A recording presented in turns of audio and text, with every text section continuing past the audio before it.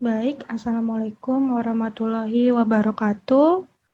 Selamat pagi, siang, sore, malam, tergantung kamu nonton video Ibu di jam berapa. Semuanya apa kabar? Ibu harap semuanya baik-baik, sehat-sehat di rumah ya. Kalau belum penting, lebih baik kita stay at home. Nah, hari ini Ibu akan menjelaskan mengenai ikatan logam. Di sini Ibu nggak pakai PowerPoint, Ibu hanya akan menggunakan whiteboard.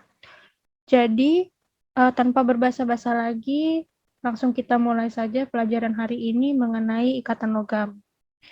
Jadi, ikatan logam itu adalah ikatan antara atom logam dengan atom logam.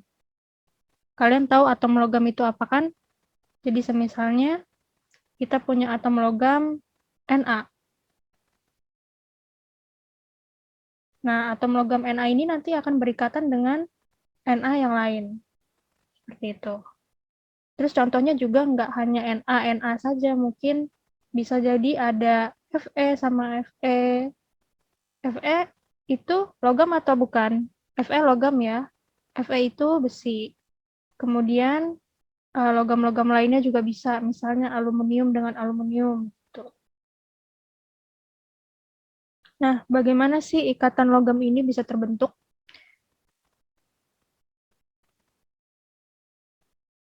Jadi ikatan logam itu terbentuk ketika adanya gaya tarik-menarik.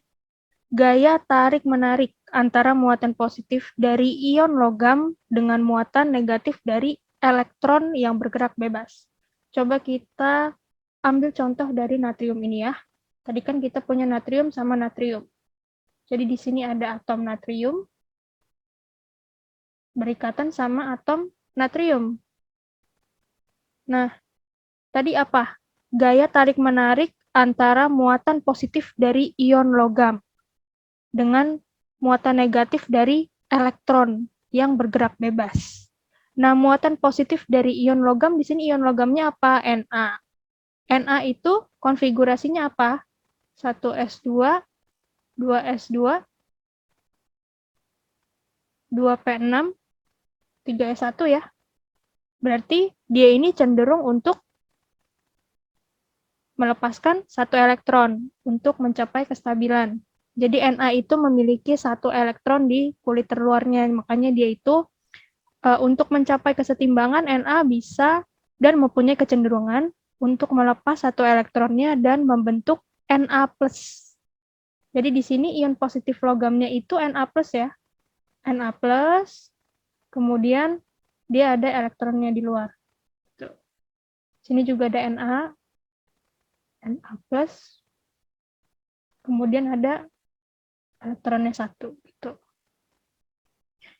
Nah, gaya tarik-menarik antara muatan positif dari ion logam dengan muatan negatif dari elektron yang bergerak bebas. Kemudian, ikatan logam bisa terjadi ketika sejumlah besar atom berbagi elektron. Di sini yang Ibu gambar hanya 2, semisalnya kita punya lebih banyak lagi. Misalnya di sini ada Na lagi 1.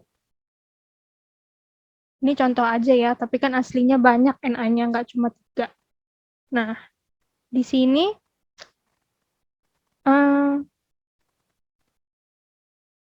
elektronnya itu kan mengikat dengan Na di sini ya. Tapi sebenarnya kalau di dalam ikatan logam itu, elektronnya nggak hanya berikatan dengan ion positif induknya saja, dia bisa juga berikatan sama Na yang di sini. Yang ini bisa berikatan sama yang di sini. Yang ini bisa berikatan sama yang di sini. Yang ini bisa berikatan sama yang di sini, dan begitu seterusnya. Gitu. Mungkin yang kita tahu biasanya kalau positif sama positif deketan pasti akan ada repulsi ya. Repulsi itu tolakan. Jadi positif sama positif kan pasti bertolakan tuh. Sedangkan kalau positif sama negatif kan pasti berikatan. Nah, meskipun biasanya kita tahu kalau positif dengan positif, kalau berdekatan pasti akan ada tolakan, tapi ikatan logam tetap bisa terjadi karena ada tarik menarik antara elektron yang di sini dengan proton yang di sini gitu ya. elektron itu sendiri tidak diam. Jadi elektron yang ini, dan yang ini itu akan bergerak secara bebas dan akan menyebabkan adanya muatan-muatan negatif di sekitar ion Na. Jadi nanti semisalnya di sini Ibu gambar agak banyak ya. Na gitu.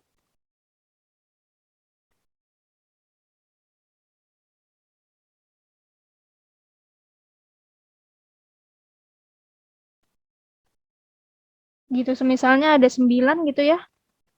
Kan ini masing-masing punya elektronnya masing-masing 1 gitu ya.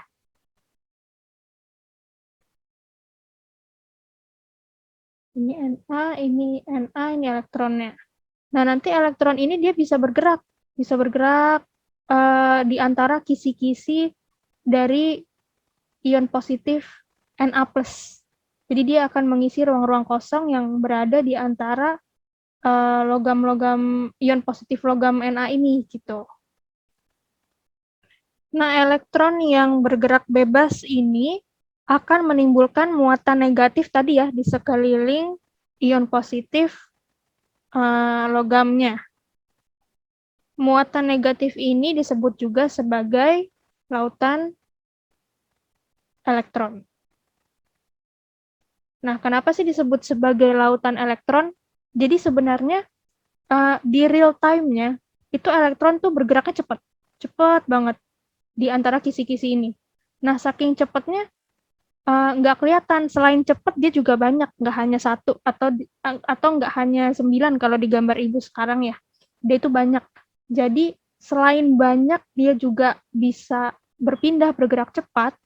Dia juga jumlahnya banyak. Jadi nanti di antara kisi-kisi ini tuh akan penuh dengan elektron yang bergerak bebas dan banyak. Makanya disebut sebagai lautan elektron. Seperti itu. Nah, teori lautan elektron ini sendiri pertama kali dikemukakan oleh yang namanya Drude di tahun 1902 ya.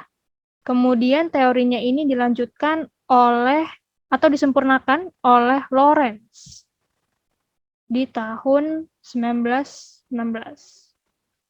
Makanya teori lautan elektron ini disebut juga sebagai teori Drude-Lorentz.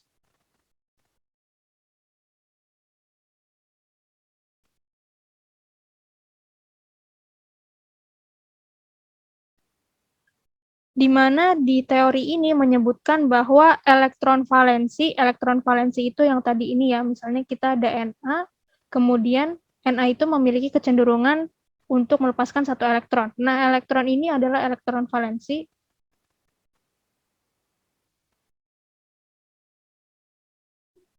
Nah, di teori Drude-Lorentz itu mengatakan bahwa elektron valensi bergerak bebas dan mengisi ruang-ruang di antara kisi kation logam yang bermuatan positif.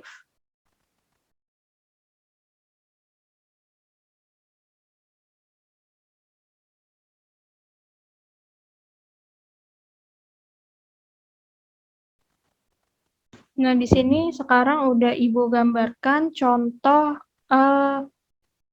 peristiwa teori lautan elektron. Jadi semisalnya di sini ada kationnya, di sini kation ya, ini kationnya, dan ini adalah elektron valensi yang bergerak bebas. Oke. Nah, dengan adanya teori lautan elektron ini, ternyata dia bisa menjelaskan sifat logam yang kekuatannya tuh ekstrim gitu. Seperti punya titik didih yang tinggi, titik leleh yang tinggi gitu. Nah, kemudian logam itu kalau semisalnya kita lihat nggak gampang rusak ya, semisalnya besi. Semisalnya besi, kalau kita bengkokkan, dia nggak langsung pecah. Misalnya kita pukul atau kita press gitu. Dibandingkan dengan semisalnya kita press beling kaca. Semisalnya kita press langsung pecah kalau kaca kan, tapi kalau besi dia nggak pecah tapi bengkok. Nah, hal ini tuh bisa dijelaskan dengan adanya teori lautan elektron.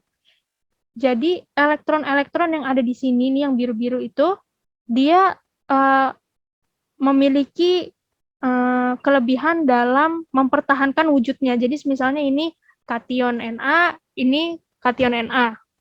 Nah, di antaranya ini mereka tuh bisa tetap nempel gitu, itu karena adanya elektron valensi yang bergerak bebas. Jadi misalnya elektron dari Na ini mengikat Na ini. Terus elektron valensi dari Na ini akan mengikat dengan Na yang ini. Makanya dia tetap stay together gitu. Nah, kenapa bisa terjadi hal ini? Kenapa bisa Na yang deketan elektronnya bisa bergerak bebas? Jadi, di setiap atom yang berikatan logam itu akan mengalami orbital overlap atau orbitalnya itu akan tumpang tindih dengan atom lain yang berdekatan. Nah, hal ini menghasilkan sejumlah besar orbital molekul ke seluruh wilayah benda tersebut. Jadi semisalnya ada balok besi ya, anggap ini balok besi,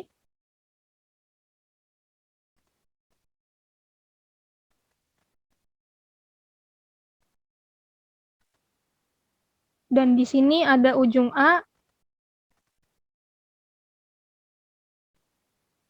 dan di sini ada ujung A, di sini ada ujung B. Nah, maka dari ujung A ke ujung B ini itu ada orbital molekul yang banyak yang menjangkau dari ujung A ke B, dan itu saling overlap. Makanya ketika dia overlap, elektron dari Na1 bisa mengikat ke Na yang lain, dan ini bisa membuat logam itu mampu untuk mempertahankan wujudnya gitu.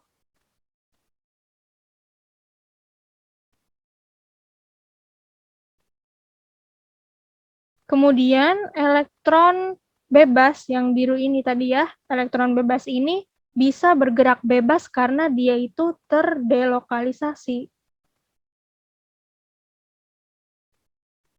Terdelokalisasi itu apa sih, Bu? Jadi terdelokalisasi itu kondisi di mana elektron tidak mempunyai posisi tetap pada atom tertentu. Makanya dia bisa jalan-jalan gitu ya. Tetapi berpindah-pindah dari atom yang satu ke atom yang lain. Makanya tadi dari Na1 elektron valensinya bisa mengikat ke Na sebelahnya, bisa ke Na2 atau bisa ke Na yang sebelahnya lagi. Dia akan jalan-jalan tuh, dia tuh terdelokalisasi namanya ya.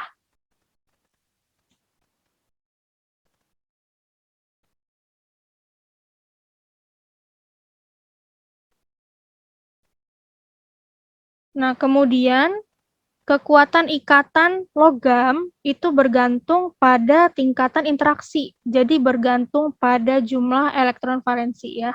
Kekuatan ikatan logam itu bergantung pada elektron valensinya. Jadi semisalnya kita punya Na,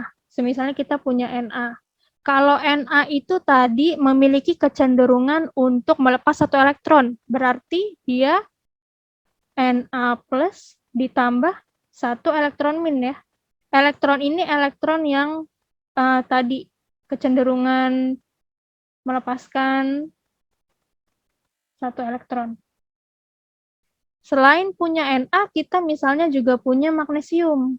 Nah, magnesium itu dia memiliki kecenderungan untuk melepaskan dua elektron ya.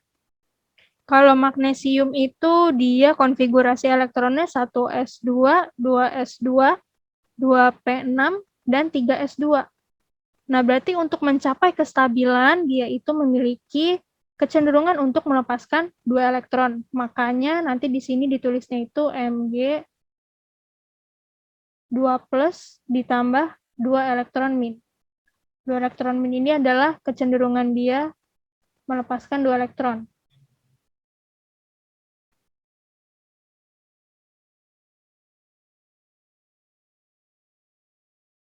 Nah, kalau berdasarkan hukum Coulomb, muatan yang lebih besar akan mengalami ikatan yang lebih kuat. Coba kamu bayangin, semisalnya kita punya Na. Di sini ada Na sama Na gitu ya. Na tadi elektronnya cuma satu ya. Terus kita bandingkan dengan magnesium. Di sini ada Mg, di sini ada Mg gitu ya. Kalau Mg tadi kecenderungan melepaskan elektronnya yang dilepas 2 gitu ya. 2, 2 gitu kan. Nah, sekarang kalau semisalnya Na cuma punya 1, dia bisa berikatan ke sini sekali, ini ke sini sekali, ini ke sini sekali. Nah, kalau Mg gimana? Dia kan berarti bisa berikatan ke sini dan ke sini, ini ke sini dan ke sini, ke sini dan ke sini gitu ya. Dan seterusnya. Berarti dia cenderung lebih kuat dong, karena kan elektron valensinya lebih banyak. Semakin banyak elektron valensi, semakin banyak elektron yang akan terdelokalisasi. Terdelokalisasi tadi apa? Elektronnya bisa jalan-jalan, nggak terikat dengan satu ion positif logam ya. Dia bisa jalan-jalan. Nah, berarti semakin banyak elektron yang terdelokalisasi, maka ikatan antara elektron dan ion positif logam semakin banyak. Kalau semakin banyak yang berikatan, berarti ikatannya semakin kuat ya. Gitu. Berikutnya, Ibu akan menjelaskan mengenai sifat logam. Nah, sifat logam itu ada 5. Yang pertama itu kemampuan mempertahankan wujud tadi ya.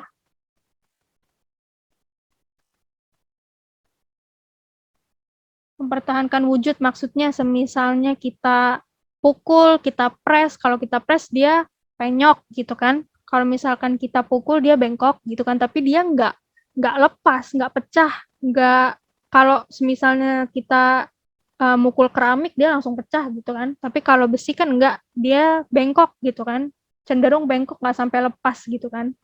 Nah, kemampuan mempertahankan wujud ini adalah kemampuan suatu logam untuk dibentuk dengan bantuan fisik. Bantuan fisiknya seperti apa? Misalnya tadi dibengkokin, ya, dibengkokkan, kemudian bisa juga dipres, bisa dipanaskan, bisa juga dipukul. Nah, logam misalnya besi nih, besi kita bengkokin dia nggak patah, kita press dia nggak hancur ya kan, dia cuma penyok aja gitu. Dipanaskan dia meleleh. Kalau misalkan meleleh itu berarti, tapi kan untuk melelehkan besi membutuhkan suhu yang tinggi. Meskipun si besi itu sudah meleleh, ikatan logam tuh tetap ada di situ. Jadi nggak hilang, ikatan logamnya tetap ada gitu. Kemudian sifat logam yang kedua itu ada kemampuan untuk masih mempertahankan wujudnya, tapi ini lebih ke elastisitas, kemampuan fleksibel ya, fleksibilitas. Jadi dia itu elastis, dia bisa ditarik. Makanya kalau misalkan kita lihat kabel, kabel itu di dalamnya logam kan ya, yang tipis-tipis. Nah itu logam yang ditarik jadi panjang, jadi kabel gitu.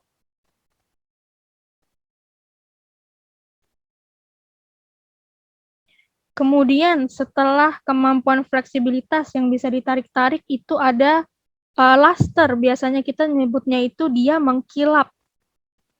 Ya, jadi logam itu mengkilap kalau mengenai cahaya.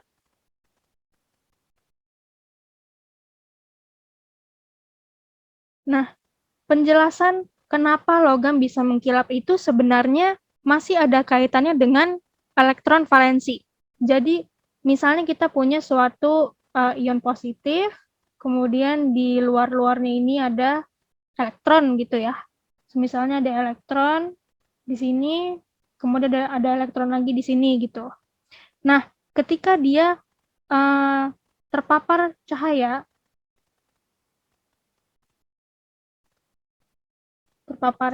gitu ya. Nah, elektron ini dia bisa menyerap energi. Energinya ini dari mana? Energinya ini dari cahaya yang datang, yang menyinari. Jadi dia itu bisa menyerap energi. Nah, ketika dia sudah menyerap energi, dia bisa berpindah ke kulit terluar. Jadi ini kan dia posisinya di sini. Di luarnya kan pasti ada kulit lagi. Dia bisa pindah ke kulit yang ini nih. Ke kulit di sini. Dia pindah, kemudian dia menyerap energi. Nah, energi yang diserap ini lama-kelamaan pasti akan habis gitu ya. Nah, ketika energi ini habis, dia akan kembali ke kulit asalnya sambil memancarkan energi. Nah, energi yang dipancarkan ini bentuknya itu cahaya. Makanya kalau kita lihat logam di bawah cahaya, dia itu mengkilap. Itu tandanya ada elektron valensi yang menyerap energi, berpindah ke kulit terluar, kemudian melepaskan energi dan memancarkan cahaya. Gitu. Itu prosesnya cepat, makanya kalau kita lihat logam langsung mengkilap gitu kan. Kemudian sifat yang keempat.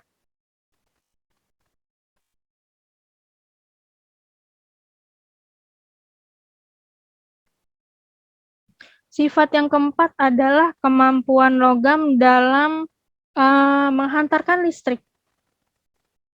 Jadi logam itu mampu menghantarkan listrik atau biasanya kita sebut sebagai konduktor ya. Konduktor. Nah, karena adanya elektron yang terdelokalisasi tadi, makanya listrik itu bisa mengalir.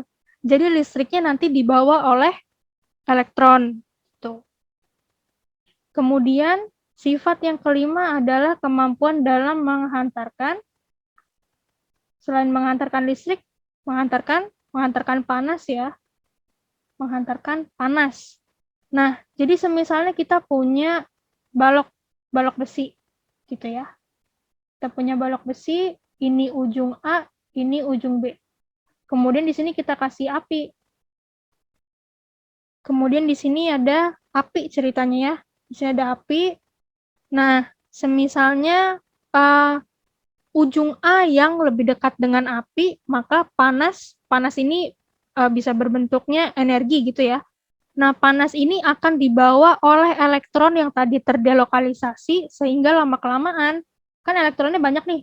Dari ujung A ke ujung B kan elektron yang terdelokalisasi kan banyak dan dia itu bisa bergerak gitu kan, bisa bergerak. Berarti panas yang dibawa oleh elektron itu lama-kelamaan pasti akan sampai ke ujung B. Yang awalnya cuma di ujung A, dia pasti akan bisa bergerak langsung ke ujung B gitu.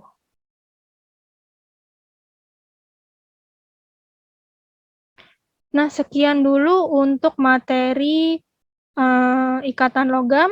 Setelah ini kalian akan melakukan pengisian tugas mandiri di rumah yang nanti akan Ibu cek esok hari ya, ketika kita bertemu di kelas. Kemudian untuk di kelas nanti kita akan menjalankan pretest. Setelah pretest, kita akan masuk ke KBM, nanti Ibu akan memberikan suatu permasalahan terkait ikatan logam. Jadi, Ibu minta tolong konsep ikatan logam ini, konsep teori lautan elektron, dan konsep elektron valensi itu dipahami benar-benar karena besok kita akan memecahkan suatu masalah yang berkaitan dengan konsep-konsep itu gitu. Nanti kalian akan bekerja menggunakan Jamboard, kemudian nanti akan dipresentasikan di depan kelas. Itu pengerjaannya berkelompok ya. Kelompoknya sudah Ibu bagi, besok akan Ibu umumkan.